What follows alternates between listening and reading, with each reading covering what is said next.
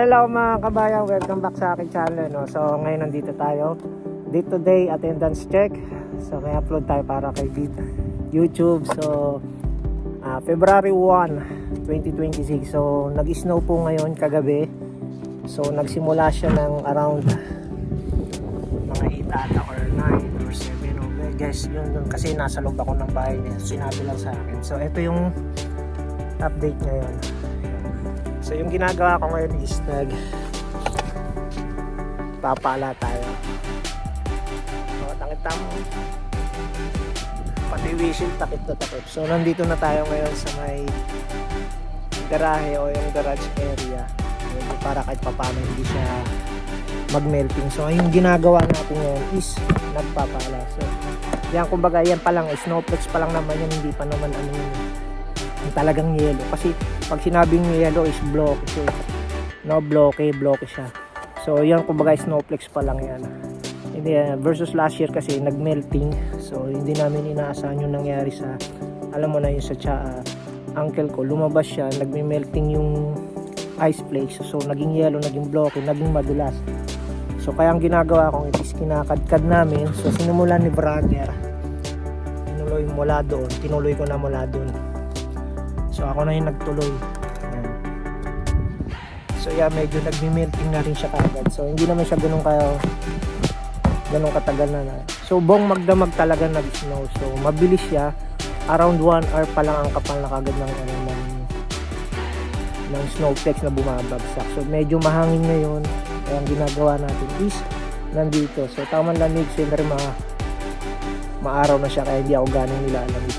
Hindi versus last year, malamig naman talaga siya. Pero mababaw lang yung ampat ng nung kumbaga yung patong ng snowflakes na yan. So syempre pag nagmelting naman yan, magiging blocky siya. Yun na tinatawag na talagang yellow na. No, so ito tinatawag natin snow, mga kapatid. Yan. So first time ko last year, second time ko ngayon. So parang at least just in case, yan, papasok ng trabaho sa kinabukasan o kaya sa susunod na araw, ay nidaanan ng maayos pagdating dito. Kaya lang ang problem pagdating doon kasi medyo, siyempre mag-melting na yan at mag-yelo yan. Mag-yelo yan. May tao mga naglalaro. May mga naglalaro doon. Ano naman yun, mga bata yun. Mga naglalaro. Mga nagtatampisaw. So yan, snowflakes. Yan, pwede pa yan, ganyan. Pwede ka pa maglaro. Pero pag nag-yellow at blocky na yun, wala na yun. Disgrasya na yun. Maniwala kayo sa akin. Pag namuo yan at tag-melting yan, namuong yellow, yung nagtutubig na parang ganito. Yan o.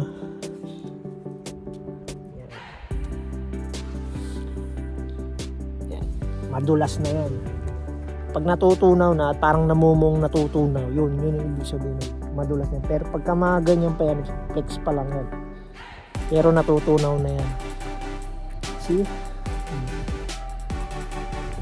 Hanggang dito na yung nagawa ko. Malaki-laki na ang mga nagagawa ko. O yan o, mga nagagawa ko. Linis! So ito, tamang tabi-tabi lang, okay na yan, ayos yan. At least yung isa man lang gumagana, walang problema yan. Just in case lang naman.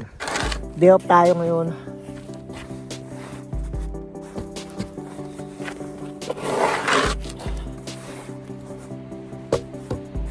Sakto siya, day off ko, at least walang problema.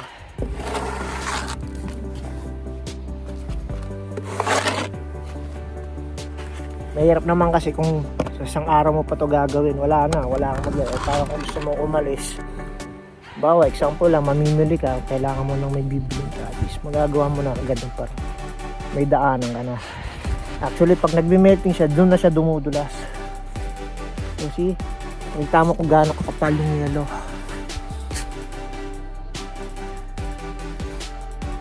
Almost 12 inches. Oh, you see, may nagpapala dun. 14 inches yung taas. Lalo na sa backyard, parang hanggang tuhod na. Pero sa backyard lagi at hanggang tuhod na, di ba? So nakamas pa rin din ako. Yan. So malakas ang hangin, yun naman. Yung windshield, wala ka lang makita sa windshield. So yun lang guys, update natin sa YouTube. So wala tayong ganong sa bahay lang, wala tayong wala tayong gawa, trabaho, tapos yun lang. So yun lang amping sa inyo mga kapatid, mga kapatid. Sa mga subscriber ko, salamat sa inyo guys sa mga suporta. Lahat sa inyo. So huwag nyo lang kakalimutan laging magdadasal sa taas. Amping sa inyo mga kapatid, amping.